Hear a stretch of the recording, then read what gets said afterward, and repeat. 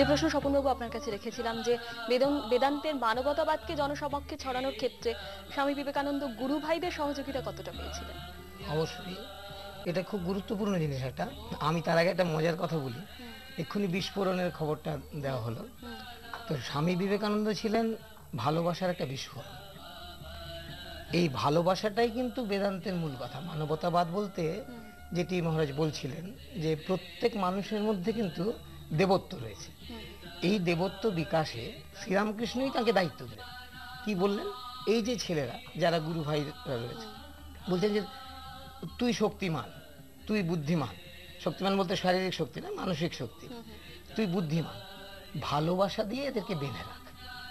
কেমন স্বামীজি তাদেরকে নিয়ে এই যে তুরীয়ানন্দজিকে, শারদানন্দজিকে, ত্রিগুণাতীতানন্দজিকে, অভেদানন্দজিকে বিদেশে নিয়ে গেলেন। দেশে অখণ্ডানন্দজি, ব্রহ্মানন্দজি, মহাপুরুষ মহারাজ শিবানন্দজি এদেরকে নিয়ে কাজ করলেন। কি অদ্ভুত ব্যাপার, তাঁরা কিভাবে দেখছেন স্বামীজিকে। অখণ্ডানন্দজি বলছেন যে স্বামীজি হচ্ছেন একটা আইডিয়া পার্সনিফাইড। হুম, হুম, আইডিয়া, কোনো ব্যক্তি নন, রক্ত মাংসে গড়া মানুষ যেন নন তিনি। আবার বলছেন যে যদি আমি তুমি যদি পাতালেও চলে যাও হুম, হুম, তাহলে কিন্তু আমি তোমাকে খুঁজে নিয়ে আসবো। আচ্ছা, আবার ওদিকে শারদানন্দজি বলছেন শ্রীরামকৃষ্ণ অবতার আমরা সবাই জানি, কিন্তু তুমি হচ্ছে অবতার। গঙ্গাধর মহারাজ উনি হুম, বলছেন যে অমরনাথের আগে নরেন্দ্রনাথ।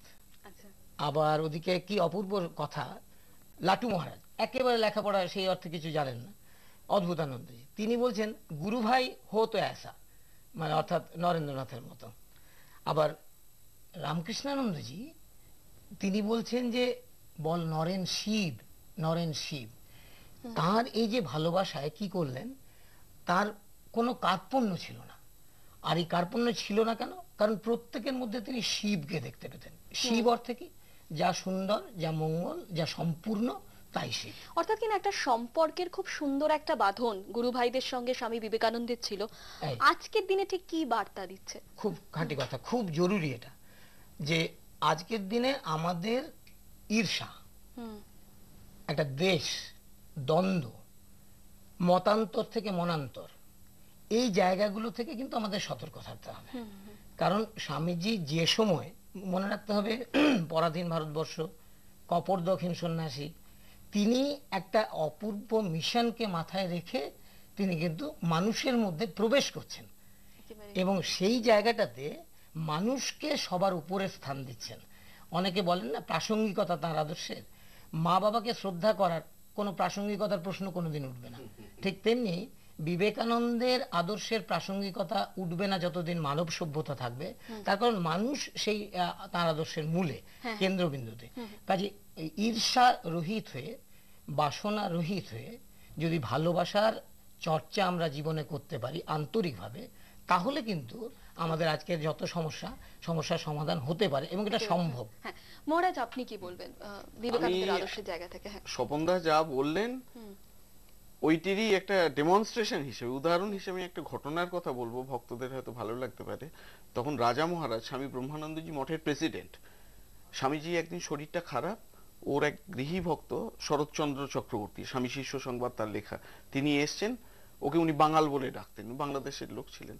তা বলছেন যে বাঙাল একটু গাটা ভালো লাগছে না, একটুখানি মেসেজ করে দে তো, কিরম ম্যাচ ম্যাচ করছে। তবে উনি মেসেজ করছেন, স্বামীজির মনোপুত হচ্ছে না, বলছে দূর তোর হবে না, তুই রাজাকে ডেকে দে। রাজা হচ্ছেন তখন মঠের প্রেসিডেন্ট স্বামী ব্রহ্মানন্দ।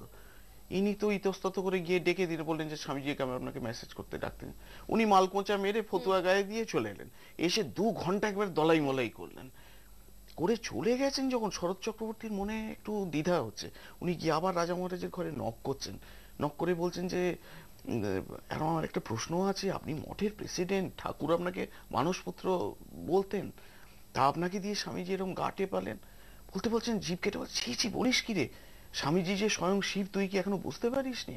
এই শিবের কথা শোভনদা বলছিলেন না, এই যে কি পারস্পরিক ভালোবাসা, শ্রদ্ধা, এ না থাকলে আমরা চিন্তাই করতে পারি না একটা সমাজ দাঁড়িয়ে থাকবে। একেবারেই মানে স্বামী বিবেকানন্দ শ্রী শ্রী রামকৃষ্ণ দেবের যে ভাবধারাকে অনুসরণ করেই তিনি এগিয়ে চলেছিলেন এবং সেই ভাবধারাটাই তিনি ছড়িয়ে দিয়েছিলেন। আপনারা যা বললেন সেখান থেকে এটাই উঠে আসছে যে তার গুরু ভাইদের মধ্যে, এবং যেখান থেকে কিন্তু তিনি মানে সেই সময়ে দাঁড়িয়ে আরো মানে 100 বছর বাদে এই ভারতবর্ষের অবস্থা কি হতে চলেছে সেটাও তিনি খানিকটা আন্দাজ করতে পেরেছিলেন। আমাদের এই অনুষ্ঠান এখানেই শেষ করতে হবে, আমাদের সময় শেষ। আপনাদের দুজনকে অনেক ধন্যবাদ অনুষ্ঠানে আসার জন্য। অন্যান্য খবরের জন্য নজর রাখুন স্টার আনন্দে।